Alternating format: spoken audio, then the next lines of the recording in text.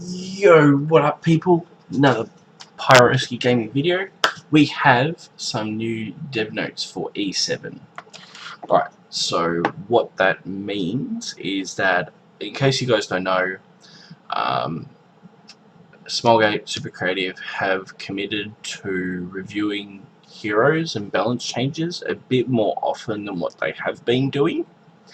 This is essentially the first wave of changes.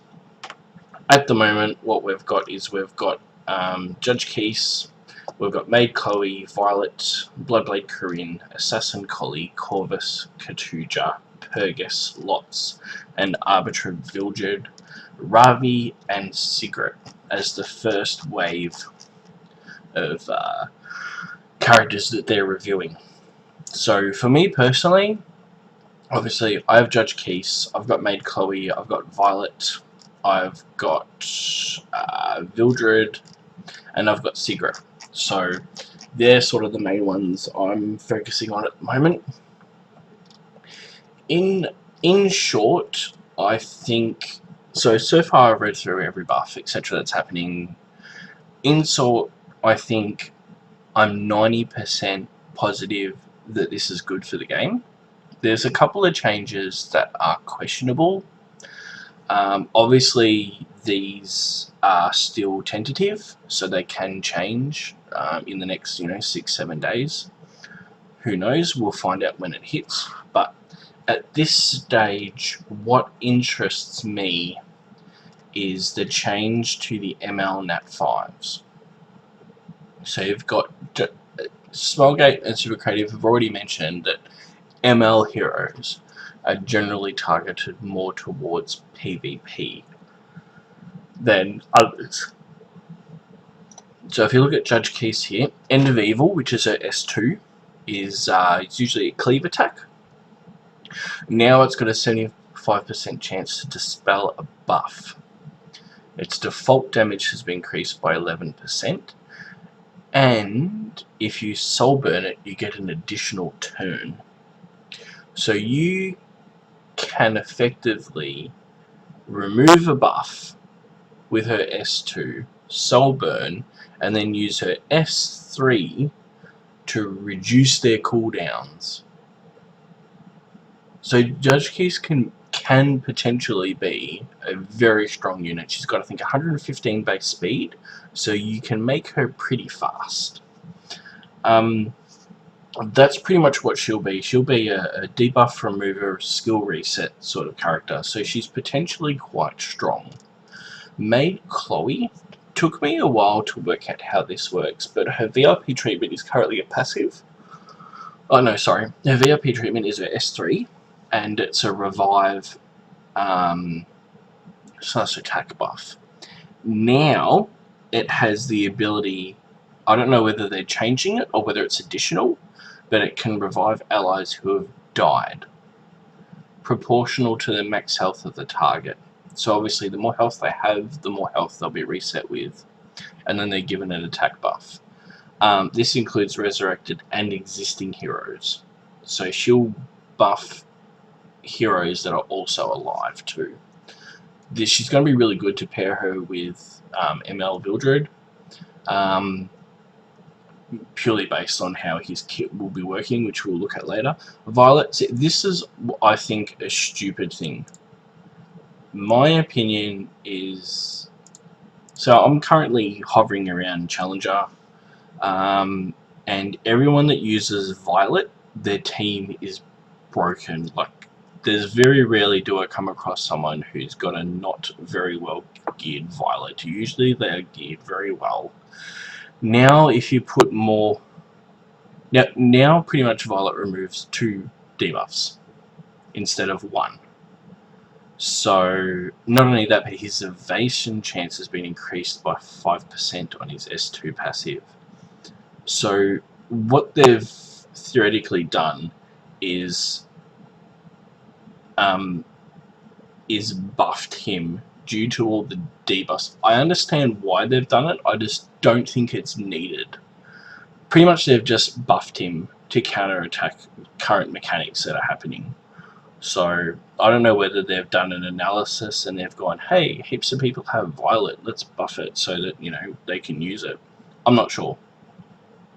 Next one is Bloodblade Corinne. She's pretty much just a massive cleave. Smash face on keyboard, cleave now. She's got her healing has increased twice.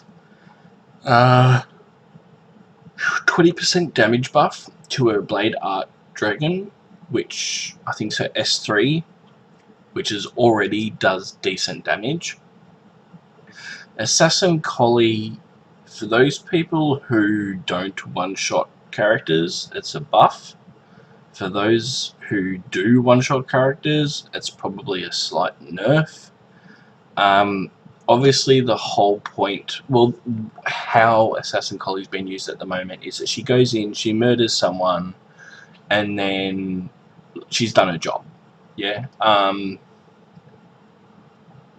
Now, what she'll do is she'll silence all enemies if she stuns her target. So pretty much now you want to make her fast, but not kill the target, but with high effectiveness, so that she silences all the enemies. That'll only work if they don't have immunity. If they do, then that's not true. Corvus, Kertuja, Purgus, I've read their stats. It's not life-changing. I don't think they're going to be used in PvP. Maybe for those people who are like lower rank in Arena that have pulled these characters and don't have the luxury of getting MLs will use these characters. I think the buffs are good. I think it's needed. So that's good to hear. Lots is an interesting one. He now increases caster's combat readiness by 30%. So he now increases his combat readiness by 30%, which is pretty good. And this way, now recovers a set percentage of health of all allies, only up to a max health of the ally. This is actually really good. So if you have lots, I suggest you build him, because he's just going to be a good all-round healer now. He's not going to be like Angelica, you know, godly of that. Oh, what do we do? He's not going to be Angelica, you know, tier, but he'll still be pretty good. Now, this is the one I wanted to talk about, Arbiter Vildred. So, this buff is huge. Like, I'm talking, we're going to see Emma Vildred come out of the grave here. His S1 no longer affects by health lost, and it's just base damage. That's supposed to say increase. Will increase by 30%. He'll now get, after his passive activated, combat gauge will increase to 100%, and his attack will increase for 2 turns. So pretty much if he dies, he gets instant turn. So he'll be used on arena defense, I can imagine, quite a bit. Also, his passive is now 5 turns. He's set at 10.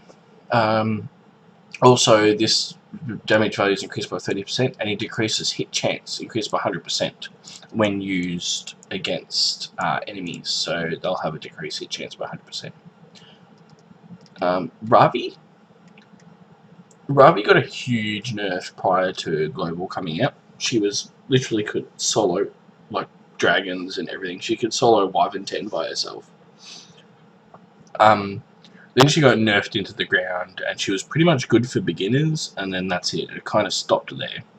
Kind of stopped once you cleared 10-10. Pretty much what they've done is they've increased her fighting spirit, which means that'll increase her damage passively.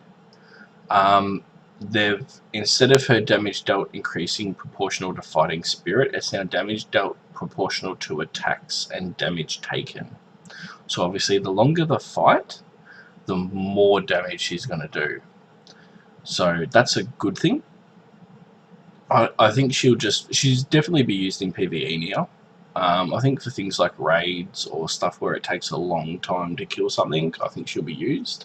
And obviously she's now scales with attack, so she should be able to dish out some more damage too. Now this is interesting, Cigarette. So I pulled Cigarette quite a while ago, 6-starred her, and then I've left her at that. I've actually swapped Cigarette now for, swapped out Keys for Cigarette in my Wyvern 11 run, and it actually, it's quicker. I've given Keith's gear to Cigarette, and it's quicker, and she hasn't even been buffed yet. So what am I saying? I'm saying Keith needs a buff. Second thing I'm saying is that Cigarette is actually, I think, quite a decent unit, and after these buffs, I think she'll be more used in PvE. I look at her and she's like a water version of Baiken, right? She's got bleeding effect, she's got penetrate defense. I think she makes a great unit.